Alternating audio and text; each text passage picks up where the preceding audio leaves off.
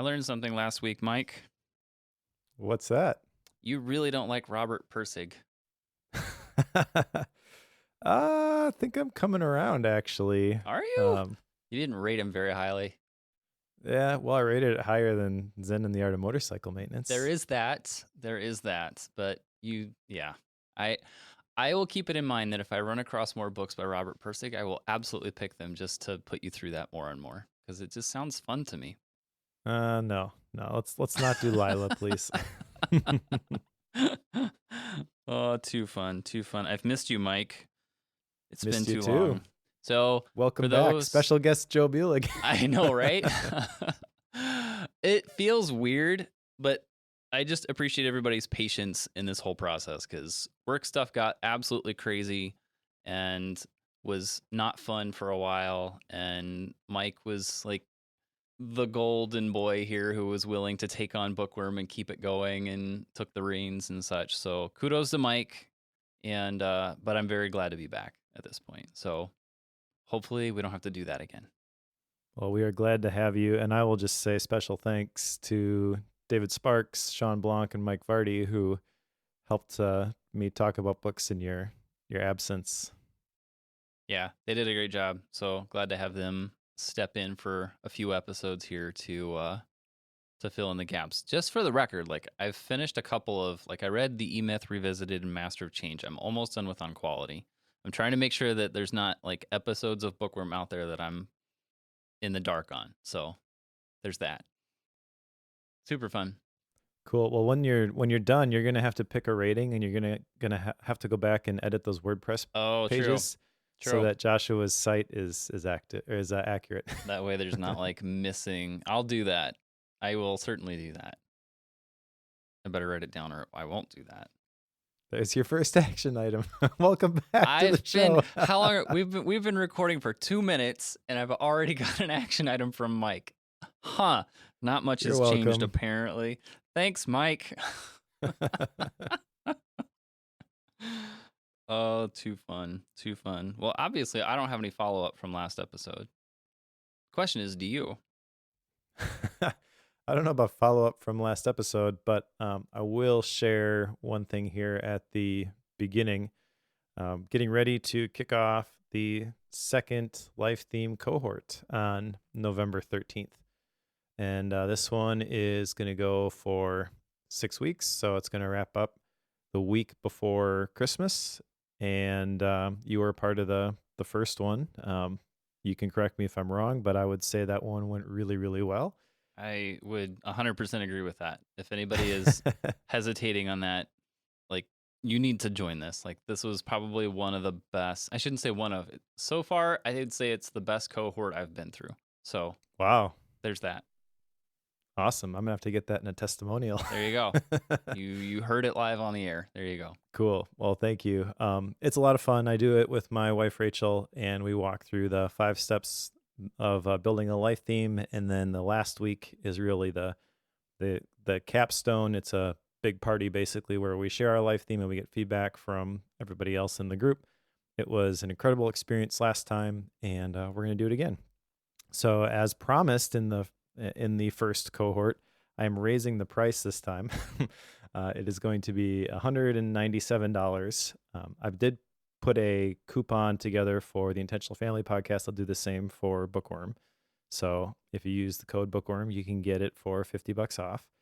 And yeah, it's going to be a lot of fun. I'm not sure if I should share this widely, but I was working with a business operations and strategy coach for several months, and was talking to him about this life theme cohort.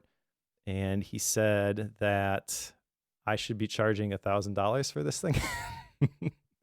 Okay. And it should be very exclusive, small group of people. I think we'll probably work in that direction. So why do I share that? Because if you've been dragging your feet on this, but you think it sounds kind of cool, it's basically never going to be this cheap again. So I would encourage you to jump aboard this one.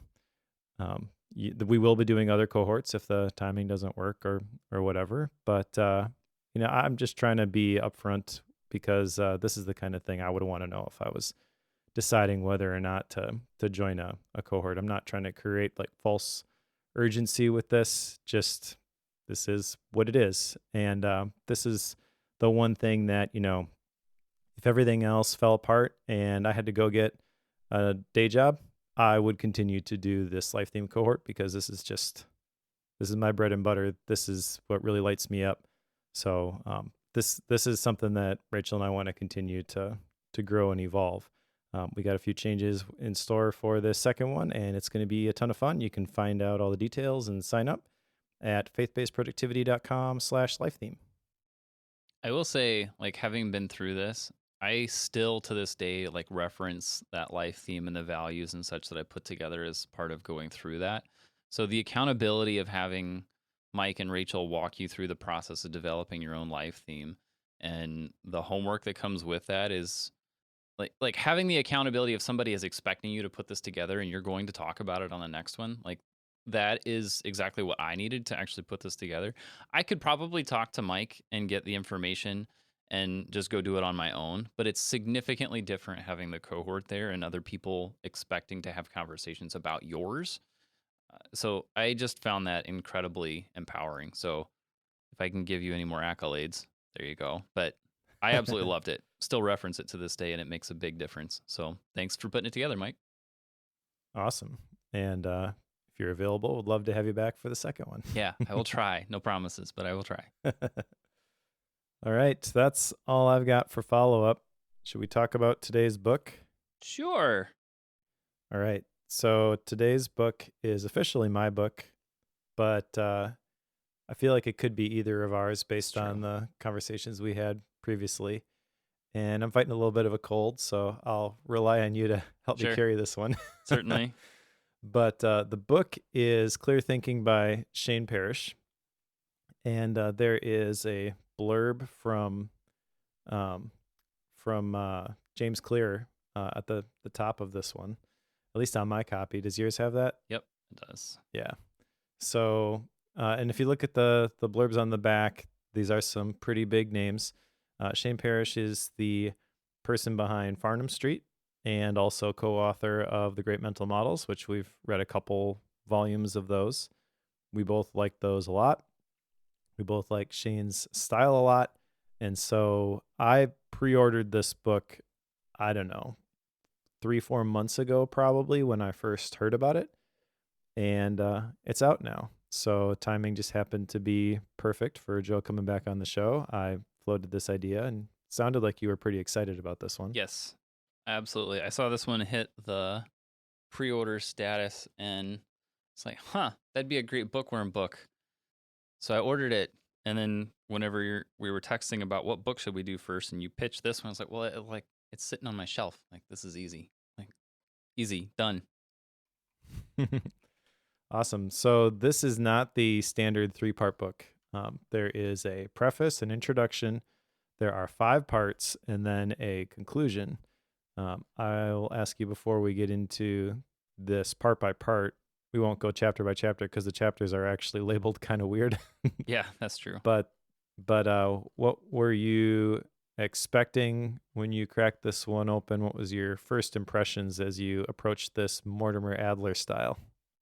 Mortimer Adler style. So what I did was what I normally do is like flip through the whole thing and try to get a feel for how the book is laid out. And I noticed that he had like these sections, and like you were talking about, the chapters are labeled a little bit weird, but it's mostly because they're short and not real descriptive, at least not until later in the chapter list. But when I was first like flipping through it, my initial impressions were just that, okay, he's going to give me, as Shane would do, a model for how to make good decisions, which we've read. What was it? Thinking in Bets, Annie Duke, like the whole, or there's a decision making. Drawn a blank on it. I mean, there's lots of books that use clear thinking in the title. Correct. We've read.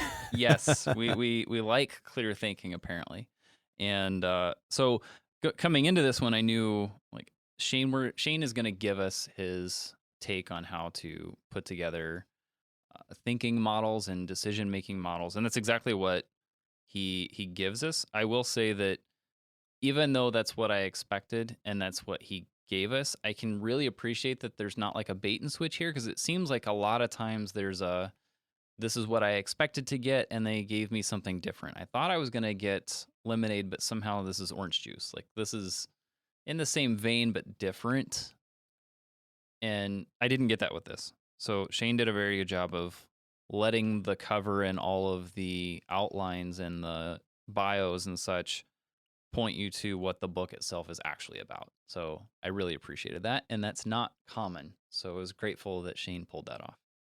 Yeah, to address the title thing, by the way, we've read The Art of Thinking Clearly, and then we just read the one by the fighter pilot, The Art of Clear Thinking, I think it was that title. Yes. And so when I picked this one up, my first thought initially was, dude, here we go with the titles on Clear Thinking again. And I don't know if that's just like there's, for a while there was the Mark Manson book, and then everybody started using the F-bomb in the book Yes. titles. Is this like the next version of that? Everyone's got to come out with a book on clear thinking. But my next thought was, good job, Shane Parrish. Just cut straight to the chase. Clear thinking. There's no art here. There's no, just this is what it is. This is the classic, I'm sorry my title is so long I didn't have time to make it shorter. He took the time to make it shorter. So good job. Yep. Which it actually is very appropriate for the topic and the approach that he takes here. I mean, it's basically how to make better decisions, which the other books were talking about too, but this one feels fresh. It feels like I have not heard this before. I can't say that with The Art of Clear Thinking 100%.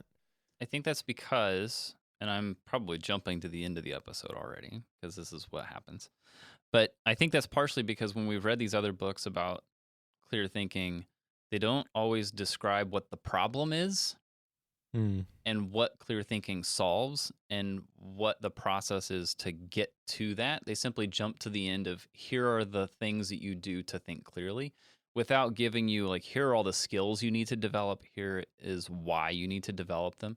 But Shane lays all that out, which obviously we'll get to here. But I think that's partially why it felt so different. Sure. Well, let's jump into the preface first. I have this as a separate section, but I've only got a couple things jotted down here. This part can go pretty quick, probably. There are two things. He mentions that to get better results, we must create the space to reason in our thoughts, feelings, and actions, and then deliberately use that space to think clearly. And in typical Shane Parrish style, I feel like that's just very succinctly put and encapsulates the problem and the process perfectly. But the thing I really liked here is the tagline he wants for his life, which is mastering the best of what other people have already figured out. I like that phrase a lot. Yeah, it's a solid. I do like in the preface, he does kind of tell some of the story behind how Farnham Street started. He basically was creating an anonymous website that he says here he called it Farnham Street, that was named in honor of Charlie Munger and Warren Buffett. And the whole goal was like to just catalog the learning that he was doing in the process of learning how to how do I explain that? Basically, the mental models concept. He started to catalog those in his blog, but that was the origin story behind it. Yeah, I'd never heard the story behind Farnham Street. I thought that was interesting too. But yeah, there's not a ton in the preface, but that's because there is also an introduction. So yes, let's jump to the introduction. In the introduction, he talks about how what happens in ordinary moments determines your future, but we don't think of ordinary moments as decisions that we have to make. And that's really powerful. It also kind of harkens to James Clear and Atomic Habits. But he's just kind of setting the table here and creating I don't want to say urgency, but like you walk out of the introduction feeling like the little things are in fact important.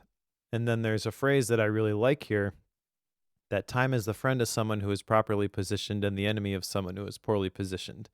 The way that you get yourself in a good position is you consistently make good choices. And he talks later on about how good choices don't necessarily guarantee a good outcome. We have to separate those. We've talked about that before previously, but this does a really great job of setting the table for the rest of the book. There is a paragraph right in the middle of this introduction that I felt like summarized a lot of what he's getting ready to lay out for us in the first part. It's just a few sentences here. So, in most ordinary moments, the situation thinks for us. We don't realize it at the time because these moments seem so insignificant. However, as days turn into weeks and weeks into months, the accumulation of these moments makes accomplishing our goals easier or harder. I feel like that is a good way to just say, your habits and rituals, the thing you do every single day. We've talked about this ad nauseum, but because that is such a big deal, he then is going to take us through into part one here of like, what are some of these enemies to clear thinking? And why is it that these defaults, as he calls them, are a big deal? So it's these ordinary moments, the little things you do every single day, as we've talked about, like habits and rituals. It's a big deal. It really is. Maybe that's why we're so obsessed with them, Mike. Could be. Yeah, you mentioned part one, the enemies of clear thinking. Let's go there. And this is where we see the strange chapter structure. So part one is labeled, and there's like a 2-page introduction to the part, and then all of the chapters are like chapter 1.1, chapter 1.2, chapter 1.3, which is a little bit weird. Um, it's not that big a deal, but I feel like what that does is it weights all of these things the same, but the dot one, dot two, dot three, because they're like point releases for chapters, it feels weird to me. So like 1.1 is thinking badly or not at all. This is really the chapter material, and then the rest of the chapters here are kind of like if you were doing an outline, these are sub bullets. Because in that first chapter, he talks about how the space between impulse and action, one of two things can happen. You can consciously pause and apply reason to the situation, or you can cede control and execute a default behavior. And the rest of the chapters are breaking apart those different default behaviors.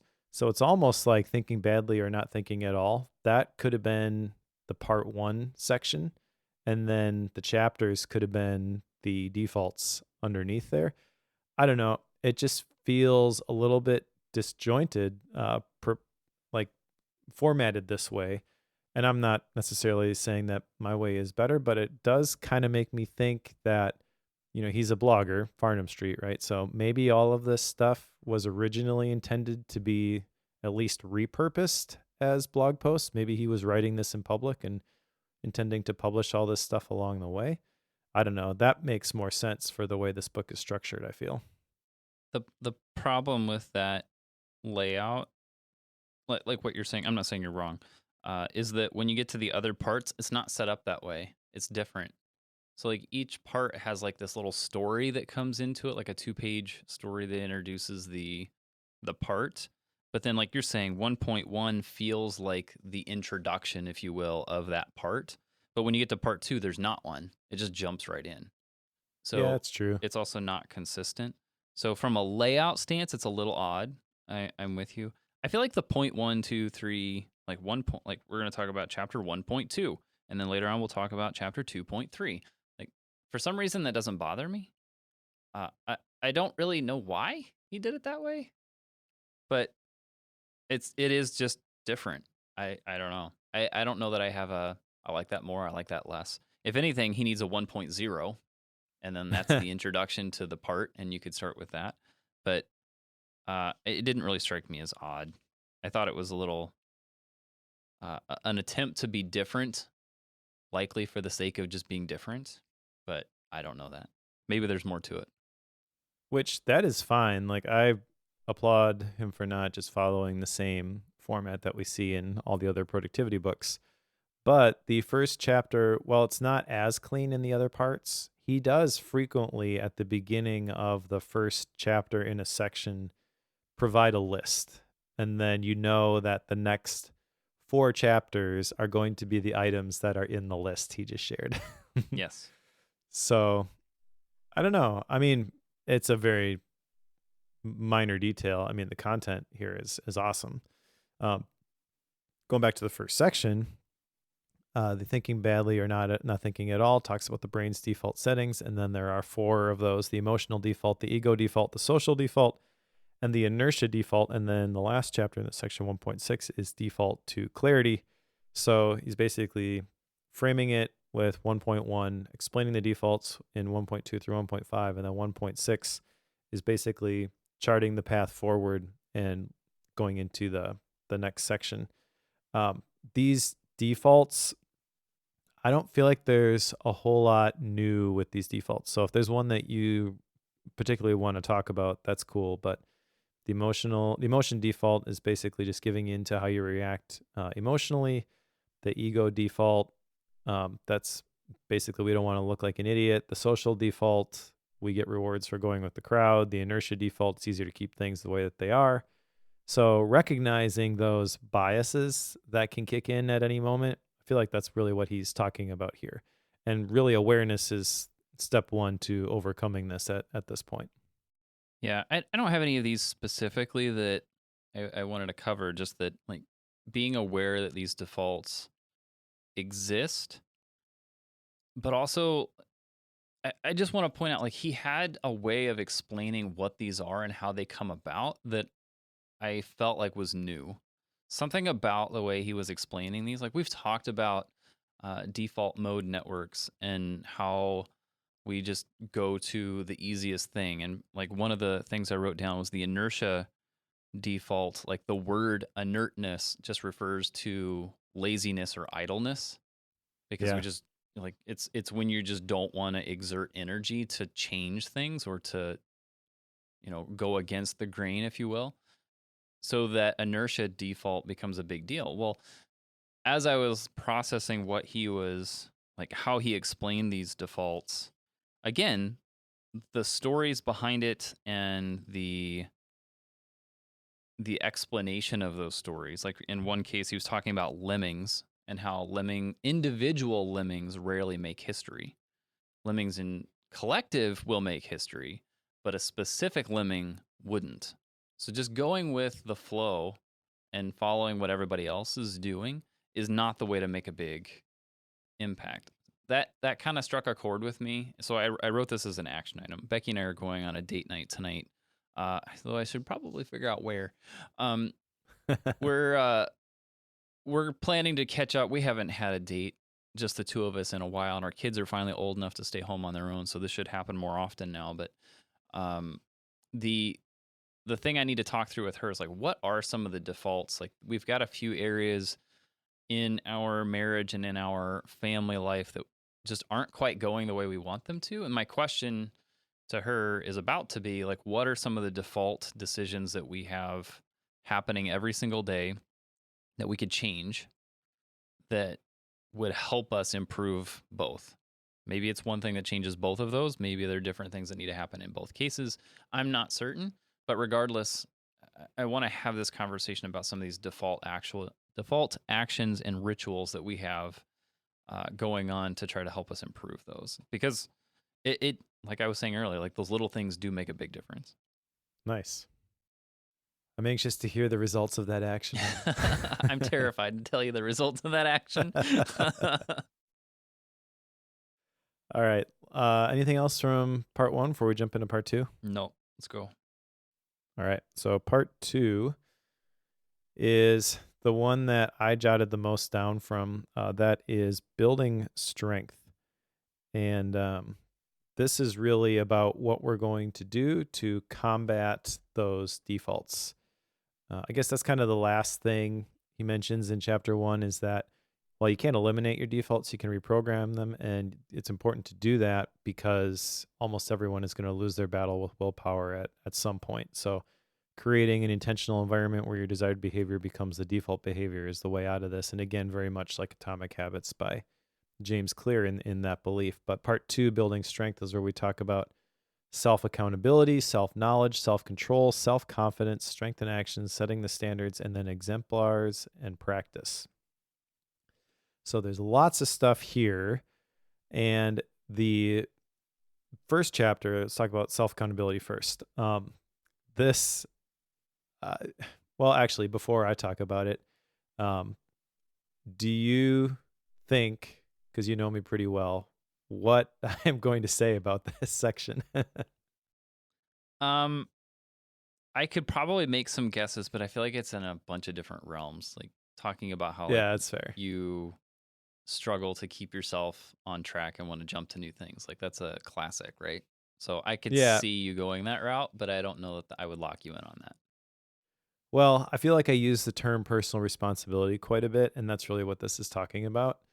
And the very first thing he mentions, or very first thing I jotted down, was that others might not expect more from you, but you can expect it from yourself.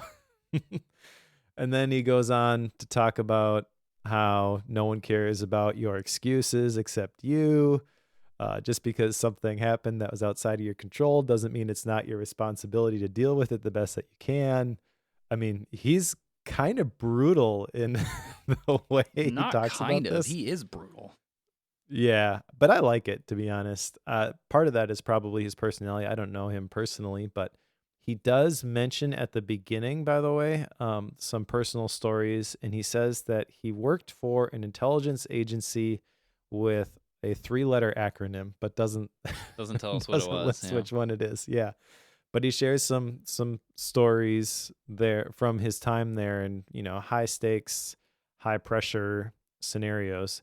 And there were some stories where he was talking to his higher ups, and they were just, I don't know if he changed the story, like this is how he heard it, or if this is actually what they said, but they were just like, Shane, nobody cares. You got to do it. You're letting the whole team down. And talks kind of like how he struggled with some of that stuff at the beginning. But the big takeaway, at least in this first section for me, was that you can't control everything, but you can control your response. And your response is going to make things better or worse.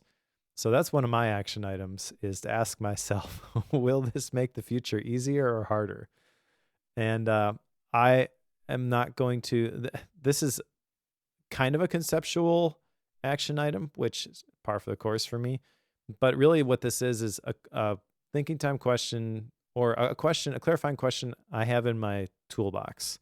So I'm not looking to go apply this intentionally to different situations, but I feel like this is going to be useful when something pops up and I find myself in that reaction mode. I'm slipping into the defaults.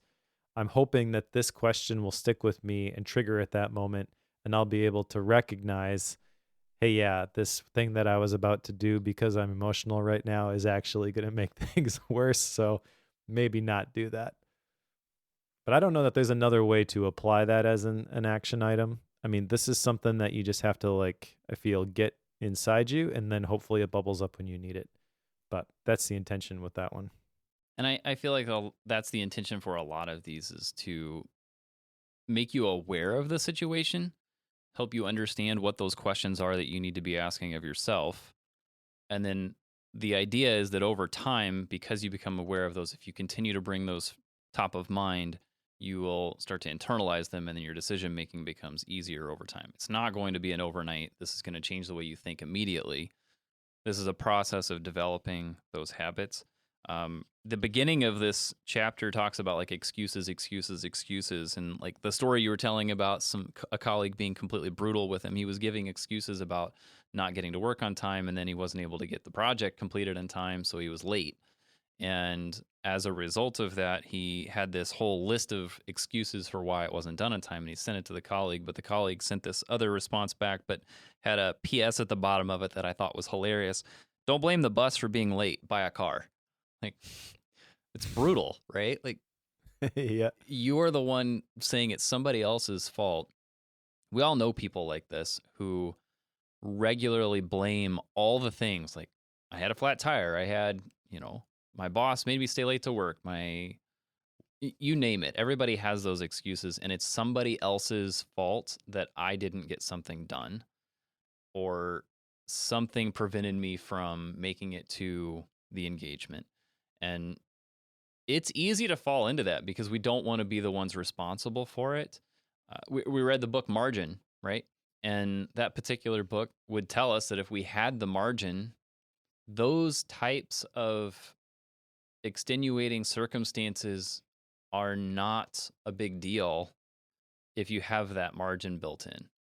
Yep. And that ultimately means that the reason you were late in that particular case was because you waited until you took the last bus possible to get there, but then the bus had a problem, which you didn't plan for, and now you're late when really you should have just planned on something could go wrong. So Hmm. that's a tough thing to come to grips with. I am terrible at this and am absolutely not good at it at all. So I know it's something that I need to work on for sure. I don't think I'm willing to take on the process of saying, I'm going to ask myself this question all the time. I think just being aware of it is helpful because, like, even some of the stories he has here helps me, like, see where that comes out. Like, no one cares. It's your fault. Not your fault, still your responsibility. Like, Yeah. I, I'm looking for outs in this process, and he continues to, like, hit me where I'm thinking on the next thing. It's like he's done this before, and I don't like it. I like it, but I don't like it. I know what you mean. The other section I really like, well, I like most of the sections here, but one I want to talk about is self-confidence, because I'm bad at it. Okay. Self-confidence is trusting in your abilities and your value to others. And he mentions in the section that it empowers resilience in the aftermath of negative feedback. And that's the part that really I've been chewing on ever since I've read it. Because I remember getting negative feedback from the book when I wrote it. And as a result, I feel I haven't written another book. I jumped to the next project. I'm like, oh, maybe people will like this one better. And so now, like mentioned, the life theme cohort, City University, it's only a matter of time until somebody goes through it and is like, yeah, this was garbage, and they ask for their money back. And that doesn't diminish the quality of the product, though.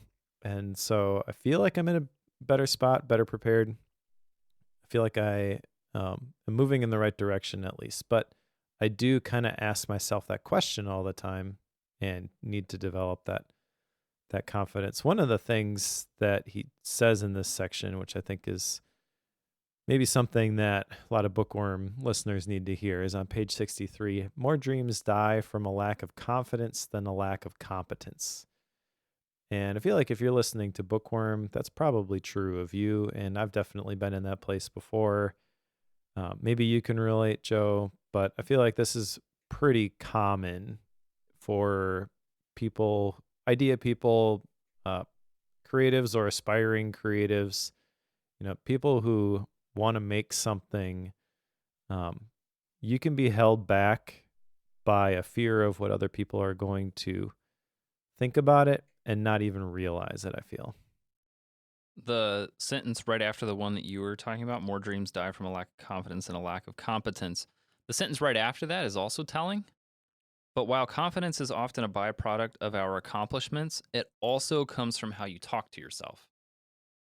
Yep. And if I'm regularly saying that something wasn't as good as I thought it should have been, then that's on me. It's not, again, somebody else. So I have to be confident in the stuff that I'm doing, not just like I have to be confident in the way that I speak to myself, not just in the accolades that other people may put on what I did. So it's multifaceted. It's not just this person recognized you. It's also how you recognize yourself. 100%. The other ones that I like in this section are setting the standards. The way to build strength is to raise the standards to which you hold yourself. Again, hearkening to personal responsibility.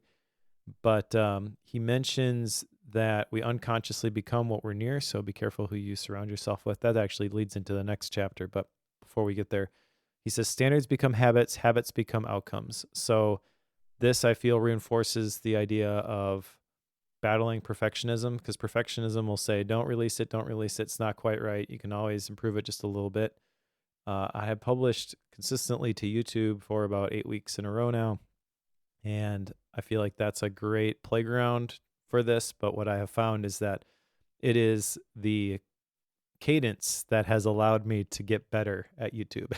Yeah. It's not the amount of time that I put into a single video. So that's important. But then the action item from this is actually one that I want to ask other people. So there's a question that he uses here. And specifically, I'm thinking I want to use this with my kids, although there's a lot of other places where this could be helpful. Ask, is this the best you can do? And the story that's attached to this is that he took over a department and a lot of people didn't want to make mistakes. And so they were just like turning in stuff and be like, hey, I want you to take a look at this. And he was overwhelmed with the amount of things that he had to review and the amount of work that he had to do. And that reminds me a lot of life at the agency, to be honest. But it was kind of telling that he mentions that like people were afraid. They don't want to be held accountable for doing something wrong necessarily. So they're kicking the can. They're passing the buck. So one of the things that he started asking was when someone handed him something, he would say, is this the best that you can do? And if the answer was no, then he wouldn't even look at it. They had to go back and they had to make it the best thing that they could make. And at that point, he would look at it. And at that point, you deal with it. But I feel like this is pretty common where we just do a shoddy job and we just throw it out there and be like, well, there, I got it done. And specifically, I want to ask this of my kids when I ask them to do stuff. It's like, okay, I did this. Is this the best you can do? Not like judgment, like you didn't do a good enough job. I was going to say, it sounds like the jerk dad. Well, that's the thing. That's what I think I like about it is it does come across like that at the beginning. But if you understand the heart behind it, you're trying to help people achieve a level of excellence. And I feel like as a parent, that's your job with your kids. Yeah, that's fair. So that's the perfect playground for this. It's like, okay, Dad, I did this. Is it the best you can do? And if they say yes, then okay, well, I'll go look at it. Cool. Thanks for doing that. But if no, I'm like, well, go try again.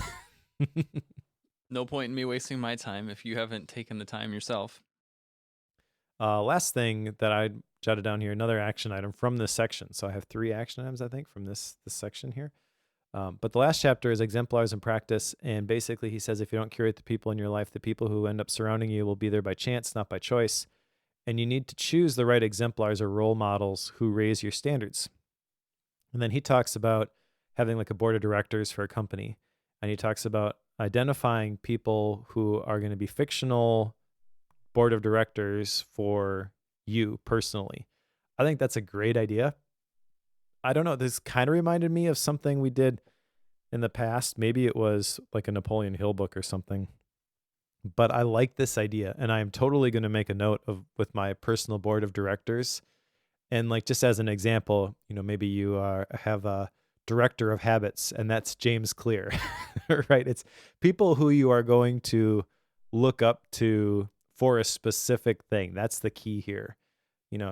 James Clear is great, but I'm going to go to him for habits advice, not, I don't know, financial advice, spiritual advice, like whatever. You have different people who fill different roles based on like, that's what they're good at. That's the idea here. And your exemplars don't need to be alive. They could be people from the past. And so I want to build that out inside of an Obsidian note. Pretty cool. I don't want to do this. I don't know why I don't want to do this. Partially because it seems like it's going to take a lot of time and I'm going to get angry if I don't reference them whenever I do something wrong. So there's a little bit of saving myself there, but kudos to you for taking it on. And if anybody does it, I think it's a great idea. I just don't think it's for me. I have lots of action items in this book, and maybe these are just pent up action items because I didn't have someone to hold me accountable to them previously. Maybe that's it, because I saw your list here before I started to fill mine in and thought, is he like making up for lost time? I don't know what this is. Could be. All right, anything else before part 3? No, I'm good. All right, so part 3 is managing weakness. And if I were to encapsulate this um, this section in a couple of sentences, it's basically putting safeguards in place to make sure that you don't slip into those defaults. Um, there's a chapter. The first chapter is knowing your weaknesses. Second chapter is protecting yourself with safeguards, and then the third one is how to handle mistakes. I mean, there's a bunch of stuff I jotted down in here, but I don't think there's like a big thing that I specifically wanted to discuss. Anything jump out to you from this section? Not really. This is just more about like knowing where your failings are. Failings is too strong of a word, but where your weak points are, using his word, and putting in the guardrails, to use one of his words, around those particular weaknesses to help minimize the damage that they can do long term. And there's a bunch of ways that you can do that. Um, I think the other action item we've got, I think, is from part 4. The action item I'm talking about is like creating a list of personal rules for automating decisions. It can kind of play into this weakness thing, but I'm pretty sure it comes from the next one, which is just like decisions. But I think you're right though, because I jotted that down as an action item to create a list of personal rules for automating decisions. But that was from chapter 3.2 on protecting yourself with oh, it is. safeguards. Yep. Got it. So it is from that. In my head, it was like floating the line between those two. But yes, that concept, right, where if you have rules that you follow, then these weaknesses have less time for them to show up. I'm a yes person. It's easy for me to say yes to something right away. And Mike and I were talking about some things beforehand, and there are things that I was like, yes, let's do that. But like we're hesitating because partially of this, like I need to hesitate whenever there's something that I have that gut reaction to say yes to, because then it ends up getting me into situations or making decisions that I'm going to regret later. So having that built in, let me hesitate on a yes. I forget the person's name that said that whenever they're on a call and they're asked to do something, they always say, let me get back to you with a decision on that, and Mm. rarely have to follow up because it either falls apart, it doesn't get followed up on, or it is a no and then nothing comes of it anyway. So they don't even have to say yes. And if they had said yes, it would have led to some problems. So that concept is one that I think could have a lot of value. I'm not real sure what areas need those types of rules for me personally, but I know that there are some similar to one I'm referring to of saying not saying yes right away, but putting some distance between that yes and now. And like that type of rule is the thing that I need to work on. But in order to do that, I need to identify those weaknesses that need those rules. So that's kind of like an inbound, like an implied action that comes with that one is like you have to know what you're automating for before you can create that list. So that's the one that I wrote down from this section. I thought it was maybe from the next one, but you're probably right. Unless I jotted it down in the wrong spot. But yeah, the safeguards, that's essentially what that is. So chapter 1, or the first part here, 3.1, knowing your weaknesses. So he mentions that we need to account for, basically manage our blind spots. And that sounds weird. Like, if it's a blind spot, I can't see it. How am I going to manage it? And basically, he's throwing the responsibility thing back in our face. Be like, well, just because you can't see it doesn't mean it's not there. It doesn't mean you can't do anything about it. So do Yeah. something about it. One of the things that he talks about as a way to manage this is like the checklist. So there's lots of stuff in here that I feel like we've heard before. Obviously, the checklist. He talks in chapter 3.1 about repeated good choices and make time your friend, repeated bad choices make time your enemy. He uses the quote from Jim Rohn that I love: success or failure is just a few good or bad choices repeated every day. This is all good stuff, but none of it sounds um, like completely original at this point because of all the other books that we've read. I did jot down the list of rules. I feel like that was really good. And really, the framing of that was really powerful. If you create these personal rules, then that makes it easy to change your defaults and do them in an intentional, specific direction. And I feel like that's kind of what the life theme and the core values are for too. is like the clarification. So that's for me where my brain went with that. But I do want to create my own personal code of like, this is what I do. This is why I do it. These are the rules of engagement, basically.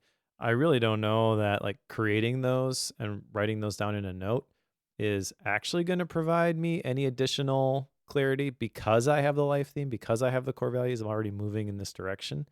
But if you don't have anything like this, I can totally see how that would provide a lot of clarity from that. And then the other thing I like is how he ended this section with the handling mistakes.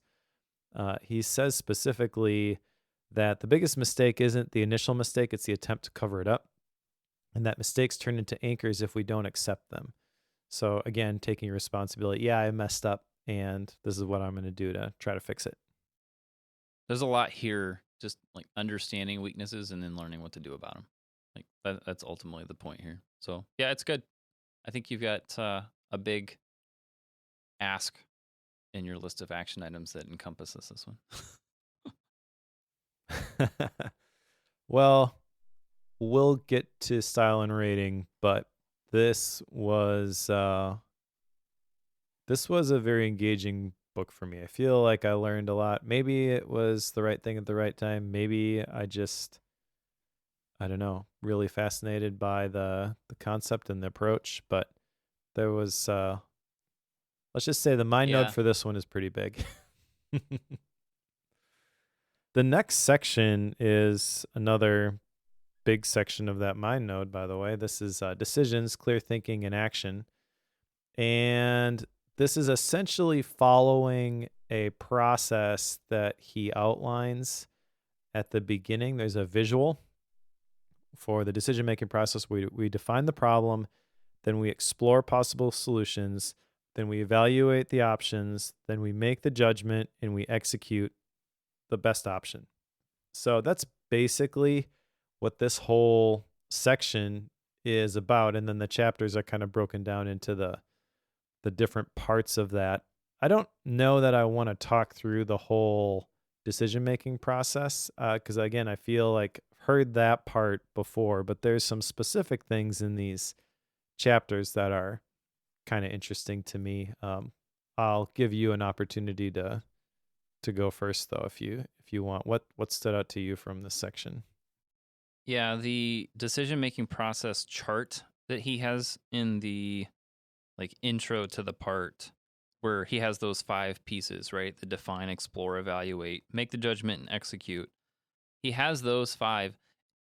It struck me as strange that he has, like the way he has it drawn is he has define the problem, explore possible solutions, and evaluate the options. There are 3 boxes across the top with an arrow between them. So there's 2 arrows between 3 boxes. Make the judgment is like a big sun star looking thing in the middle. And the box on the far right has an arrow that comes down and goes over to it. And then execute is down below that star. It's like, well, that's fine. I get why you're doing that because make the judgment's the big deal. But it's just a linear process. Like, you don't need to get all fancy with the different logo in the middle. I don't know. It was just weird to me. It's like, just make it a line. It's a line. It's a line. That was my weird hang up on that. Totally minor, very just being a Joe. But anyway, the 5 steps, I guess my question to you is like, are there any missing in there, or are there too many? Like I get that if you're making a really big decision, like stepping things in this amount of detail, are we gonna buy that house? Sure. Like that type of thing, that type of decision is one that could benefit from this level of detail. When it comes to should I turn up that guitar or turn down the drums in a mix on Sunday morning, I'm not going to go through this. Like, you're instantly making those like artistic judgment calls. So that's a different game. So the question I had was like, what scale needs this process? He kind of answers that a little bit later with the what was the permanence of the problem? Like if it's a really important and one that you can't backtrack. Yep. Decision. Yeah, there's a decision that you can't backtrack. There's a chart there about the how reversible a decision is on the let's see, that would be the x-axis, where if it's more reversible, it's on the left side, and on the right Yes. side, it's less reversible. And then on the And then y-axis is the consequential. consequential. Yeah, so more consequential or less consequential. And he plots different decisions on this matrix, which I think this was really helpful actually.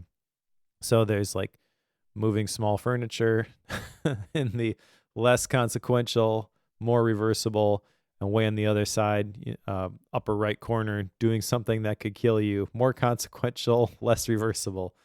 But there are Yes. things that are, reversible, but not less reversible, but less consequential. Those would be in the lower right, like squashing a mosquito. Um, and so there's kind of things all over here, and I think it could be helpful in helping you figure out what is um, what sort of decision am I actually making here. I feel like that's the big takeaway from this section is putting the appropriate amount of effort into each one of these steps. So defining the problem probably is the one that I tend to gloss over, and probably more a lot of other people, just because there's so much information, there's so many decisions we could be making. If you don't have crystal clarity on like this is really important and I should be spending my time trying to figure out what this is, it's easy to end up defining the wrong problem. And then exploring the possible solutions. He had a thing here which hit home where he was talking about doing internet research for making a buying decision. Totally guilty. uh, and he has different descriptions for like what's the point where you're spending too much time there, evaluating the options, making the judgment. Like I don't know, I didn't really feel like there was a whole lot that was actionable from this section, which is kind of strange because at each one of these, he's basically giving you a whole bunch of principles. There's the high five principle, there's the high X principle, there's second level thinking, the 3+ principle, there's the chart, the ASAP principle, the ALAP principle, flow no principle. I mean, and a lot of this stuff, remember the mental models, the whole framing of that was use these when they're helpful. I feel like a lot of these principles are use these when they're helpful. There's, Yes. the chart at the top, but really a lot of the stuff that he's talking about here is not, these are all the steps to following the process. Yeah. And I think that's part of what I'm like working my way to here is like when do you use these? And that's what these principles are designed to help you like make that judgment call about how to make the judgment call. So it's a little bit of an excessive, not excessive, circular reasoning in some way, but it needs to be, I think, in this case. So it's good. There's just a lot there, and it kind of made me wonder, like, okay, are there steps that are missing? Probably not. Like, it made me think of like the habits thing of like what makes up a habit, Yeah. cue trigger response. Like, what are those pieces that lead to that? Are all of the pieces here for this, or is there one that's unnecessary? Like, for example, define the problem, explore possible solutions, evaluate the options. You could probably argue that evaluating them is the decision Yeah. making. So make the judgment is unnecessary, but that's the one that he has the biggest emphasis on. And then execute at the end. So you could make the argument that there's only 4 in that. I'm just not sure that that's a good idea. But I don't have a my own judgment call on what that should be. Yeah. I don't know. It's hard to, apply specific pieces of this. I think a lot of this, again, going back to my initial action item, is just kind of like, this is knowledge that hopefully bubbles up when you need it. Like the Yeah. stop, flow, no principle is the one that I was talking about earlier. Stop gathering more information and execute your decision when either you stop gathering useful information, you first lose an opportunity, or you come to know something that makes it evident what option you should choose. That's the one that applies to all the over researching I do when I'm trying to figure out what to buy. But there's the as soon as possible print, the ASAP principle. If the cost to undo a decision is low, make it as soon as possible. But if the cost to undo a decision is high, make it as late as possible. That's the inverse, the ALAP principle. So there's lots of stuff in here that I feel like is tactical, and you can implement it different ways. Um, I don't know. The big action item I have from this is to start a decision journal where I write what I was thinking, because then you can go back, and I intend to do this during my personal retreat process, look at the decisions that I made over the last 90 days and what was I thinking. And then as I'm looking at that and I'm kind of doing a retrospective, um, what what impact did that have? I feel like that could be useful. But I don't know. One other thing that I did want to jot down here, that page 169, he talks about removing what doesn't serve our interests is what makes a map useful. And that obviously harkens back to the map is not the territory from the Great Mental Models. So I thought that was really great.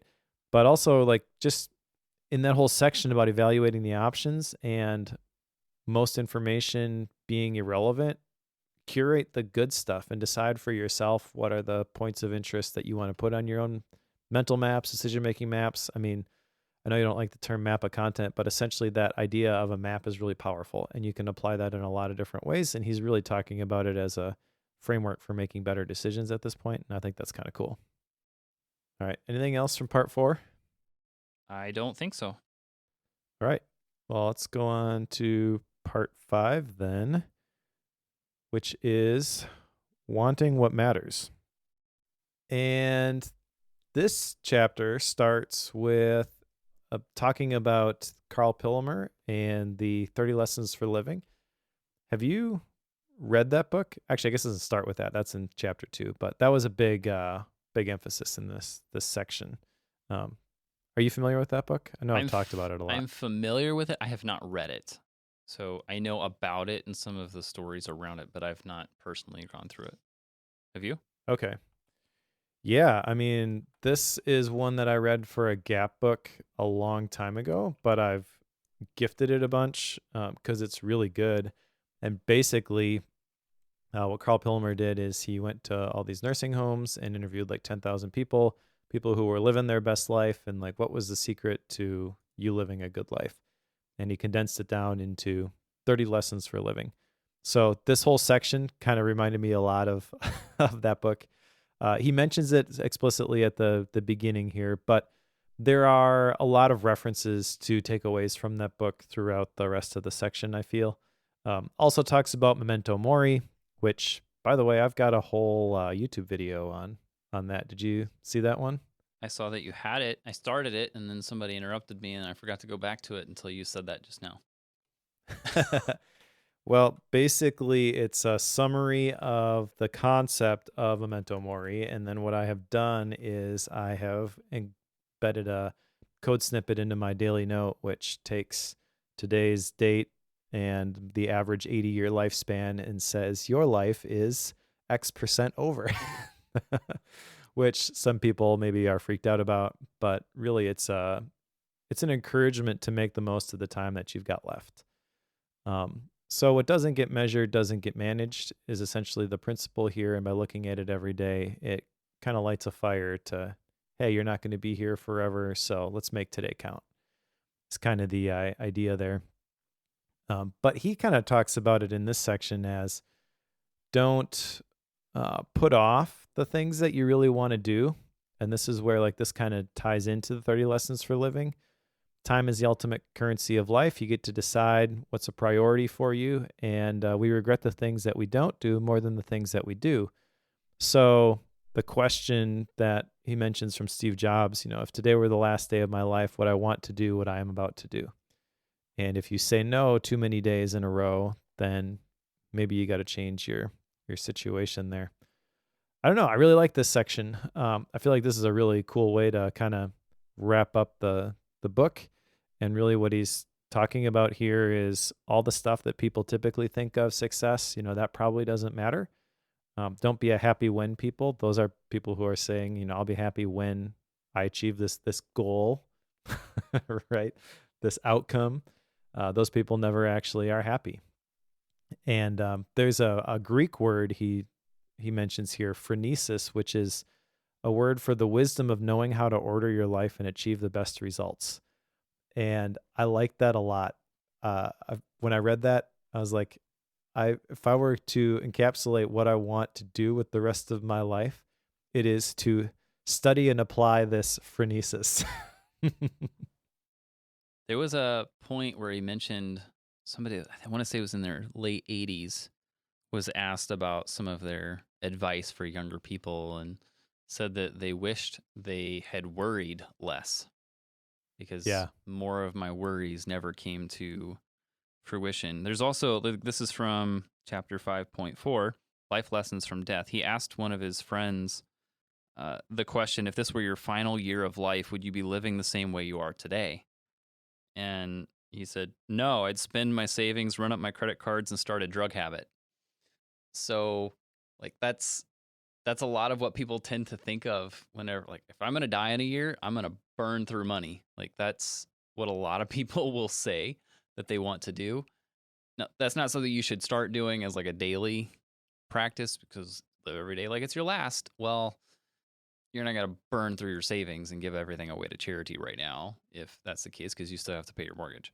But that idea of, letting regrets go, not worrying about things, worry about the things you can control and not the ones you can't, taking responsibility for those, like all these things we have talked about, all of that starts to click together when you process the end of life scenario for yourself. And what do I want my kids to remember me for? Probably not the things I've been doing lately. So how do I change that? It comes back to the action item that I have for date night tonight, of evaluating those defaults. And how do I change those so that my kids have a better view of dad in the long term? So yes, it matters. It matters a lot.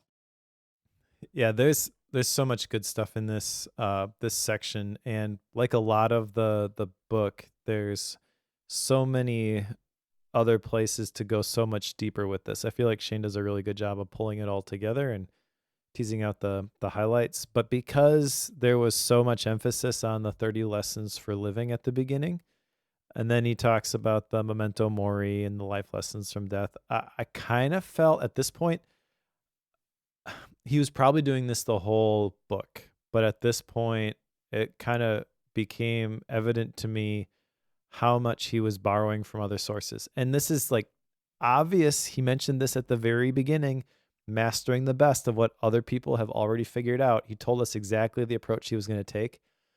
But at this point, it was kind of like, so this maybe sounds a little bit bad, but like my thought when I read the part on the 30 lessons for living and I realized how much he was leaning on Carl Pilmer's research is like, I could write a book like this. It's true. I don't know. It's true. Time and effort. Yeah. He does do a great job of condensing it though. And this whole part 5, wanting what matters, it almost feels like this didn't really need to be here, but I'm really glad that it is. It's almost like everything else is how to make good decisions. And then he could have just left it after part 4 and been like, okay, now it's up to you to figure out what really matters. But he adds a whole bunch of stuff here about like, the material stuff, the status, the wealth that you're probably chasing. That doesn't matter. I appreciate that he did that. I feel like it is almost needed though. Like, I don't think you could leave this out. I think it needs to be there, just because you're walking through the process of clear thinking, right?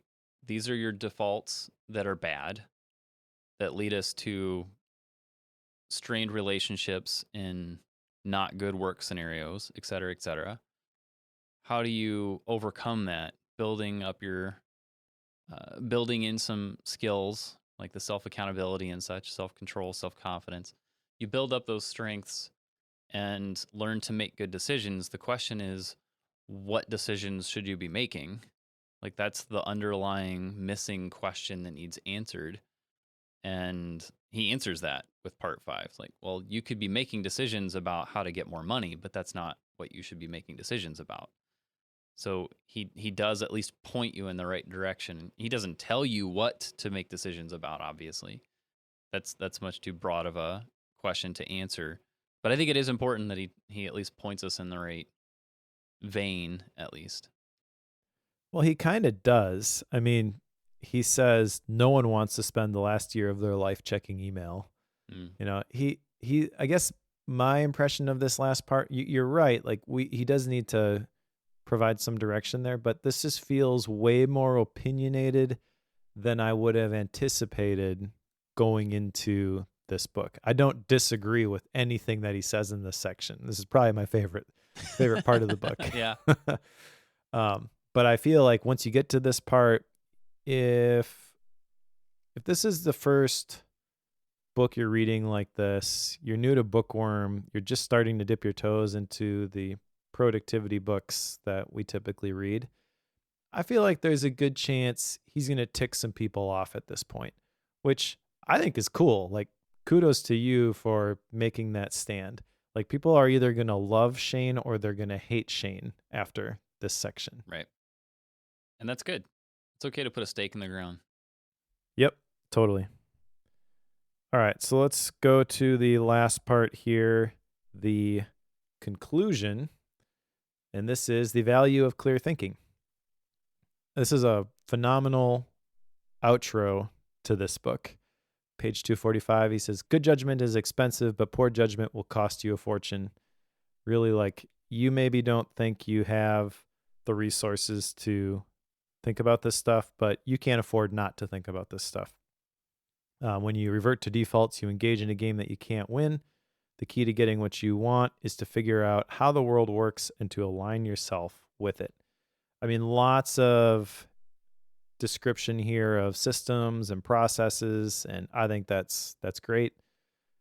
That last part kind of strikes me. The key to getting what you want is to figure out the way the world works and then align yourself with it.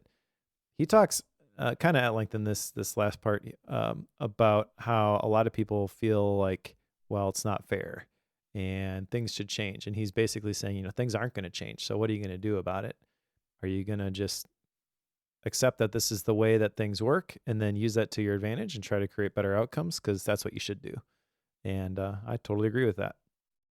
I absolutely love the last line of the entire book. Good judgment can't be taught, but it can be learned.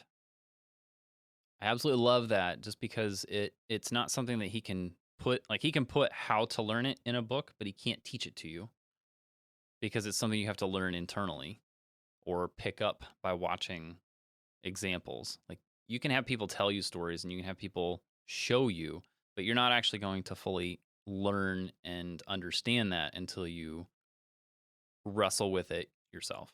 So I love that. Good judgment can't be taught, but it can be learned. Yeah, it's a great way to end it. Now you got to go put it into practice. It's true. Speaking of which, that's leads us to action items. So what are we going to put into practice? Well done. Great segue right there, right? Nailed it. All right. You want to give us your 44 action items here? Sure. It's only 5. So I want sorry. to ask myself, will this make the future easier or harder? Hoping this will kind of trigger as a safeguard when I am slipping into default decision making. I want to ask others, specifically my kids, is this the best you can do? I want to see what sort of responses I get from that. I feel like at first you're right. It's going to be like, oh, what do you mean? And then when I explain it, I don't know. I feel like this is a useful tool, though, for encouraging the focus on excellence. I want to also build my own personal board of directors. I want to create a list of the personal rules that I use for automating decisions. And I want to start tracking my decisions in my digital journal where I write what I was thinking when I make them. I feel like I've had several big decisions that I've wrestled through recently. So I don't know if I'm going to continue to have those, but that's kind of what I have in mind when I am thinking through this stuff and the kind of things that I want to jot down. Just a couple of sentences, I decided to do this because XYZ. And hopefully that provides value when I do my personal retreat stuff in the future. Cool. I have 2 action items. One is a duplicate of what you have. Create a list of personal rules for automating decisions. Fascinated to see what comes of that. And the other is to evaluate my defaults. I've mentioned that a few times with Becky here tonight on date night. That'll be a fun conversation for date night. But yeah, those are the 2 that I have. Awesome. So style and rating. I will go first. I loved this book. This might be my favorite book that we have covered. I don't know that that's the most influential book. That will probably forever go to Man's Search for Meaning. But this book was phenomenal. It reminded me of when I read Atomic Habits in terms of the amount of like aha moments that I got from reading it, but also I enjoyed it way more. So this one is an easy 5 stars for me. I like everything about it except the way the chapters are named. Of course. But that's, really a minor thing, and it flows really, really well from section to section. Tons of research went into this, you can tell, and I find the footnotes that he has here incredibly useful and sometimes really funny. Like there's a section in, I think, part 5 where he has a paragraph about finding meaning in you and purpose in your life. I think it's from 5.4 Lessons About Death. And there's a footnote about like kudos to ChatGPT for helping me reword I this saw that. paragraph. Which that one footnote, I mean, think about what's being communicated with that one footnote. Mm-hmm. Number one, he's using ChatGPT to refine a paragraph, which is probably one of the more emotional paragraphs in the entire book. And so, like, that's one of the ones that you would think, I'm definitely not going to do that. So, just he's showing that I'm a rule breaker. I'm going to touch all the taboo topics. He's also, by calling it out there, implicitly saying, I haven't used this anywhere else because I'm giving referential acknowledgement to ChatGPT for helping me to write this. I mean, a lot of other times he is calling out other books that he's read or conversations he's had with people. And this is where I got this idea from. So like that singular place at the end of the book for that specific chapter, like I almost just busted out laughing right there when I saw that footnote. I'm like, well done, sir. Well done.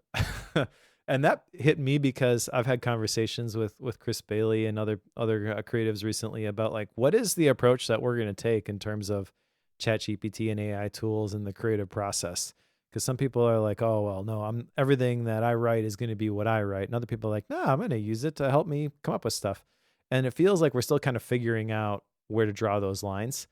And so like, I didn't expect that near the end of the book. This is a longer book in terms of like the number of pages. I think it's 240 pages, but really easy read. Everything that Shane writes is very succinct and not longer than it has to be. And I feel like the way he tied things together in this book, he did it really, really well. This is easily the best book that we've read on the topic of clear thinking. So if you're looking for one on that topic, I mean, definitely pick this one up for any of the other ones that we've read so far. This is the definitive work, in my opinion, on making better decisions. Really glad that it exists. Would absolutely recommend it to just about anybody. And honestly, like, I want to read it again. It's a solid.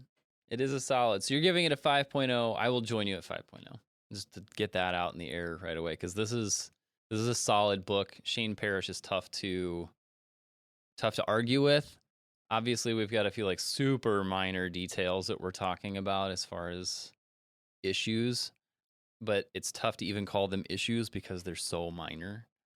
And like how you laid out a graph and the numbers you used on your chapters. Like if that's the territory we're going to find problems with a book, like it's a solid book. Like it's a really, really well done read. And Shane does a great job. He's a great writer. You know, obviously we know that from reading his stuff in the past. And the way that he takes a story and then tells us about it kind of beforehand and then tells us the story and then tells us about it afterwards is so engaging that it was kind of tough for me to put this down. And I really, really enjoyed this. So I'm glad we both quasi picked it together.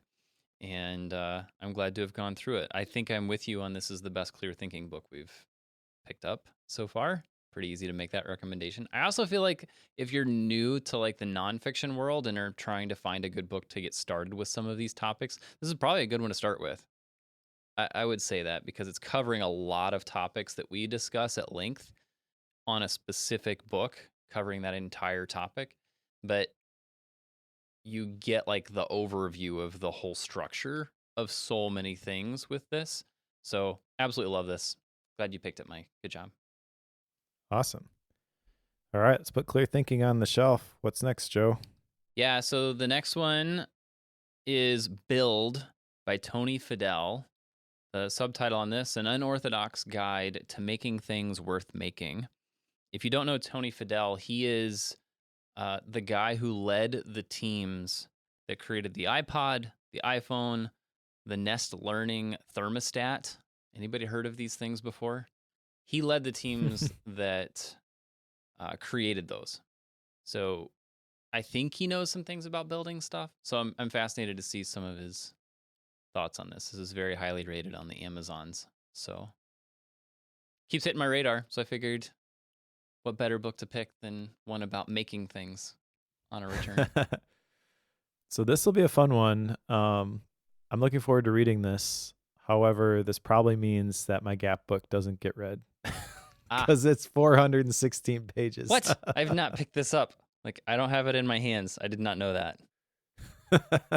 I should really look at that print length thing on Amazon before I pick books. It's okay. Details. It's okay.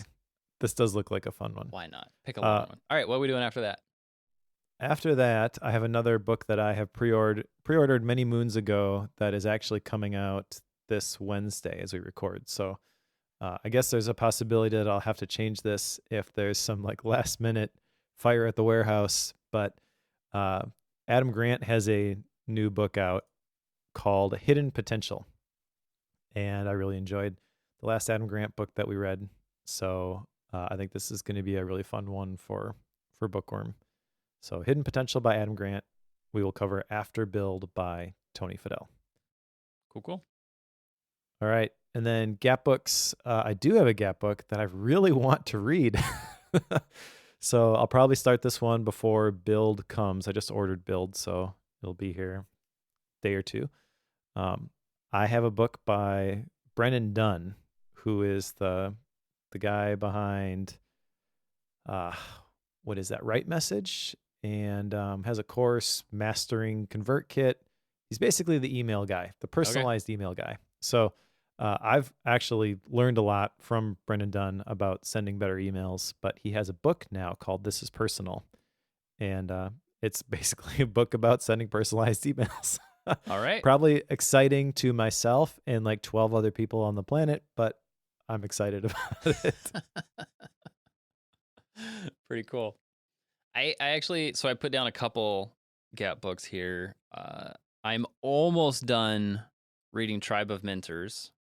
I was hitting that one up pretty hard in the interim.